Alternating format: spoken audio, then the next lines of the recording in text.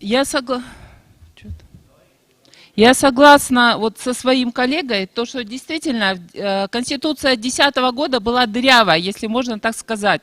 Но нельзя же полностью все перечеркнуть. Было там много хорошего. И сейчас, Курманкулов Токтар Алиевич, вы же знаете, что вот, насколько уничтожается судебная система. Это же так. И Садыр Нуркожоевич не берет на себя ответственность по поводу Конституции. Очень так хитро сделано. Вроде бы инициатива идет от него, кто-то что-то сделал, в конечном итоге виноват же Гуркукенеш. Но неужели вам всем не надоело быть чимкириками? Ну хватит уже!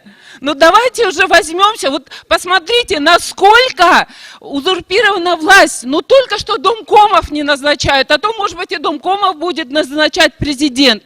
Но давайте как-то подумаем, давайте изменим Конституцию, это нужно, ну давайте это сделаем здраво. Я знаю, что вы сидите, многие, вы тоже против этого, но из-за какой-то солидарности вы боитесь это сделать. Ну прошу, давайте не погубим свою страну и не погубите Садыра Нуркоджоевича в первую очередь. Этой Конституцией вы в первую очередь убьете его самого.